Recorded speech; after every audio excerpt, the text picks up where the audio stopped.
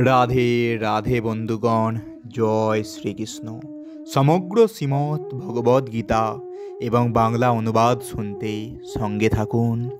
আজ শ্রীমদ্ ভগবদ্ গীতার ত্রয়োদশ অধ্যায় প্রকৃতি পুরুষ বিবেক যোগ, শ্লোক 29 থেকে 33।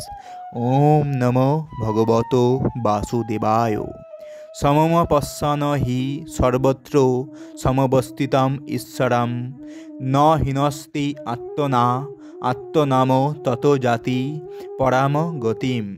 অর্থাৎ, যিনি সর্বত্র সমভাবে অবস্থিত পরমাত্মাকে দর্শন করেন, তিনি কখনো মনের দ্বারা নিজেকে অধঃপতিত করেন না।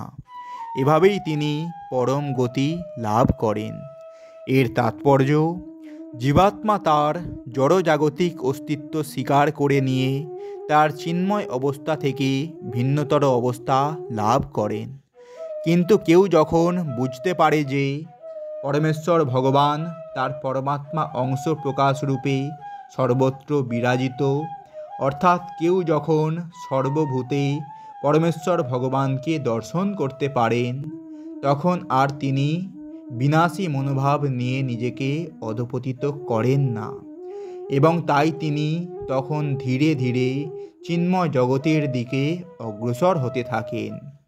মন সাধারণত ইন্দ্রিয় তৃপ্তিমূলক ক্রিয়াকলাপে আসক্ত থাকে, কিন্তু সেই মন যখন ভগবৎমুখী হয়, তখন পারমার্থিক উপলব্ধির পথে অগ্রসর হওয়া যায়। শ্লোক 30। ওম নমো ভগবত বাসুদেবায়। প্রকৃতা এব চ কর্মাণি ক্রিয়ামানানি সর্বশ য পশ্যন্তি তথা আত্মনাম অকর্তরাম স পশ্যন্তি। অর্থাৎ, যিনি দর্শন করেন যে দেহের দ্বারা কৃত সমস্ত কর্মই প্রকৃতির দ্বারা সম্পাদিত হয় এবং আত্মা হচ্ছেন অকর্তা, তিনি যথাযথভাবে দর্শন করেন। এর তাৎপর্য, এই দেহটি পরমাত্মার নির্দেশ অনুসারে জড়া প্রকৃতির দ্বারা সৃষ্ট হয়েছে এবং দেহের মাধ্যমে জীব যে সমস্ত কার্যকলাপ করে সেগুলি সে নিজে করে না। সুখ অথবা দুঃখের জন্য যে যাই করুক, প্রকৃতপক্ষে তার দেহের গঠন অনুসারে সেটি করতে সে বাধ্য হয়। আত্মা কিন্তু সর্বদাই এই সমস্ত দৈহিক কার্যকলাপের ঊর্ধ্বে। কারো অতীত বাসনা অনুসারে তার দেহটি দেওয়া হয়েছে। কামনা বাসনা চরিতার্থ করবার জন্য জীব তার জড়দেহ প্রাপ্ত হয়, যার দ্বারা সে কর্ম করে। বস্তুত বলা যায় যে দেহটি হচ্ছে একটি যন্ত্র, যা জীবের মনোবাসনা চরিতার্থ করবার জন্য ভগবান বানিয়েছেন। বাসনার ফলে দুঃখ অথবা সুখ ভোগ করবার জন্য জীব নানা রকম সংকটপূর্ণ অবস্থায় পতিত হয়। কিন্তু জীবের এই দিব্য দৃষ্টি যখন বিকশিত হয়, তখন সে তার দেহের কার্যকলাপ থেকে নিজেকে পৃথক রূপে দর্শন করে। এই দৃষ্টিভঙ্গি যার আছে, তিনি হচ্ছেন আসল দ্রষ্টা। শ্লোক 31। ওম নমো ভগবত বাসুদেবায়। যদা ভূত পৃথক ভাবম একস্থম অনুপশ্যন্তি তত এব চ বিস্তরাম ব্রহ্ম সম্পদ্যতে তদা। অর্থাৎ, যখন বিবেকী পুরুষ জীবগণের পৃথক পৃথক অস্তিত্বকে একই প্রকৃতিতে অবস্থিত এবং একই প্রকৃতি থেকেই তাদের বিস্তার দর্শন করেন, তখন তিনি ব্রহ্মভাব প্রাপ্ত হন। এর তাৎপর্য, কেউ যখন দর্শন করতে পারেন যে জীব তার কামনা বাসনার ফলে নানা রকম জড়দেহ প্রাপ্ত হয় এবং আত্মার থেকে জড়দেহ পৃথক, তখন তিনি যথাযথভাবে দর্শন করেন। জড়জাগতিক জীবনে আমরা দেখি যে কেউ দেবতা, কেউ মানুষ, কেউ কুকুর, কেউ বিড়াল ইত্যাদি। কিন্তু এটি হচ্ছে জড় দর্শন, যথার্থ দর্শন নয়।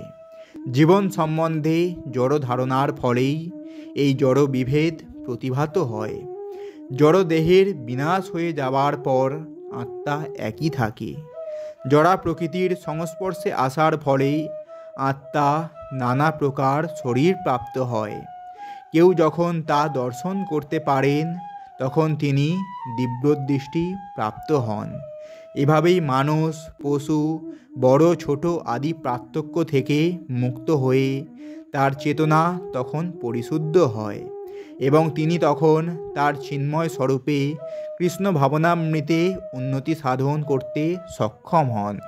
তখন তিনি কিভাবে সব কিছু দর্শন করেন তা পরবর্তী শ্লোকে বর্ণনা করা হবে। শ্লোক 32। ওম নমো ভগবত বাসুদেবায়। অনাদ্যিত্বাৎ নির্গুণাত্মাৎ পরম আত্মা অয়ম অব্যয় শরীরস্থ অপি কৌন্তেয় ন করতি ন লিপ্যতে। অর্থাৎ ব্রহ্মভাব অবস্থায় জীব তখন দর্শন করেন যে অব্যয় এই আত্মা অনাদি, নির্গুণ ও জড়া প্রকৃতির অতীত। হে কৌন্তেয়, জড় দেহে অবস্থান করলেও আত্মা কোনো কিছু করে না এবং কোনো কিছুতেই লিপ্ত হয় না। এর তাৎপর্য, জড় দেহের জন্ম হওয়ার ফলে মনে হয় যেন জীবের জন্ম হলো, কিন্তু প্রকৃতপক্ষে জীব শাশ্বত সনাতন, তার জন্ম হয় না এবং জড় দেহে স্থিত হলেও সে গুণাতীত ও শাশ্বত, তাই তার কখনো বিনাশও হয় না। স্বভাবতই সে হচ্ছে আনন্দময়, সে নিজে কোনো রকম জড় কার্যে নিযুক্ত হয় না, তাই জড় শরীরের সংস্পর্শে আসার ফলে সে সমস্ত কার্য সম্পাদিত হয়, তা তাকে আবদ্ধ করতে পারে না। শ্লোক 33। ওম নমো ভগবত বাসুদেবায়। যথা স্বর্গগতম সৌখাৎ আকাশম ন উপলিপ্যতে সর্বত্র অবস্থিত দেহে তথা আত্মা ন উপলিপ্যতে। অর্থাৎ আকাশ যেমন সর্বগত হয়েও সূক্ষ্মতা হেতু অন্য বস্তুতে লিপ্ত হয় না, তেমনি ব্রহ্মদর্শন সম্পন্ন জীবাত্মা দেহে অবস্থিত হয়েও দেহধর্মে লিপ্ত হন না। এর তাৎপর্য, জল, কাদা, বিষ্ঠা আদি সব কিছুতেই বায়ু প্রবেশ করে, কিন্তু তা হলেও কোনো কিছুর সঙ্গে বায়ু মিশ্রিত হয় না। তেমনি জীবাত্মা যদিও নানা রকম শরীরে অবস্থান করে, তবুও তার সূক্ষ্ম প্রকৃতির প্রভাবে সে সব কিছু থেকে পৃথক থাকে। তাই জীবাত্মা যে কিভাবে এই শরীরের সঙ্গে যুক্ত থাকে এবং এই শরীরের বিনাশের পরে সে যে কিভাবে এই শরীর থেকে চলে যায়, তা জড়চক্ষু দিয়ে দর্শন করা সম্ভব নয়। জড় বিজ্ঞানের মাধ্যমে কেউই তা বিশ্লেষণ করতে পারে না। তো বন্ধুগণ, এটাই ছিল শ্রীমদ্ ভগবদ্ গীতার ত্রয়োদশ অধ্যায় প্রকৃতি পুরুষ বিবেক যোগের শ্লোক 29 থেকে 33 এই রকম সম্পূর্ণ শ্রীমদ্ ভগবদ্ গীতা এবং বাংলা অনুবাদ শুনতে আমাদের এই চ্যানেলটি সাবস্ক্রাইব করুন এবং সঙ্গে থাকুন। রাধে রাধে। জয় শ্রীকৃষ্ণ।